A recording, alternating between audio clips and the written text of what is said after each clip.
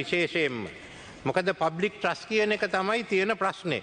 ඒ කියන්නේ අපි ඔක්කොමද public trust තියෙනවා. දැන් මෙතන කියලා තියෙන්නේ මේ මෙතුමයි හිටපු ජනාධිපතිතුමා වමනා පියවර ගත්තේ නැහැ කියලා. ඊට පස්සේ මොකද්ද සිදු වුනේ? ඉතින් අපි මේ ගැන පුළුල් විග්‍රහයක් කරන්න ඕනේ. වෙන කවුද මේකට අයිති? කැබිනට් මණ්ඩලය අයද? GL පීරිස් මහත්මයා මේකට අයිතිද?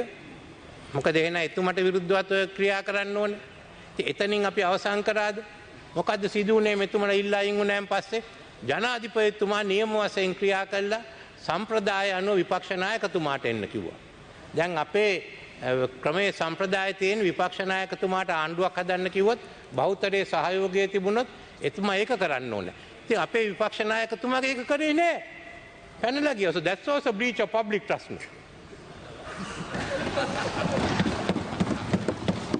That is also breach of public trust. So මේක කොහෙන්ද ඉවර වෙන්නේ? ඒකයි මං අහන්නේ.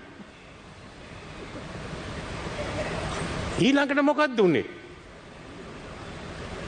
මට මේ අගමැතිකම මේ දුන්නේ නැහැ, මේ රාජපක්ෂලා දුන්නේ එකක් නෙමෙයි. අන්තිමට ඔබතුමා දන්නා മന്ത്രിවරුන්ලා මට කිව්වේ මේක බාර ගන්න කියලා. මේ මෙතන ඉන්නවා. මං ගිහින් හම්බුණා ජනාධිපති මට එන්න කිව්වා. මං ගියා. මං ඒක බාරගත්තා. එතකොට මං හැම එක්කෙනාගෙම සහයෝගය ඉල්ලුවා මේක ඇදලා ගන්න. ඉතින් පබ්ලික් ට්‍රස්ට් කියන්නේ මට සහයෝගය දෙන්න ඕනේ. If you haven't given me support, then you also breach of public trust. No one helped me. මොකක්ද උනේ? මම ඒක ඉල්ලුවා. දැන් බලන්න මට මොකක්ද උනේ කියලා මම ඕක කරන්න ගිහින් මගේ ගෙදර ගිනි තිබ්බා. මගේ ගෙදර ගිනි තිබ්බා විතරක් නෙමෙයි පාර්ලිමේන්තුව වැටලුවා.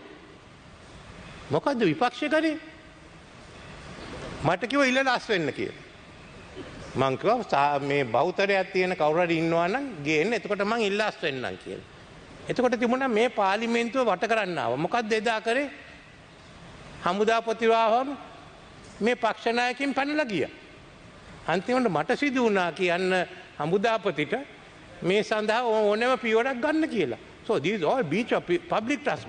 If you can't at least protect your parliament, then what's the use? ඉතින් අපි ඕනෑම මේ ඔක්කොම විභාග කරලා බලමු.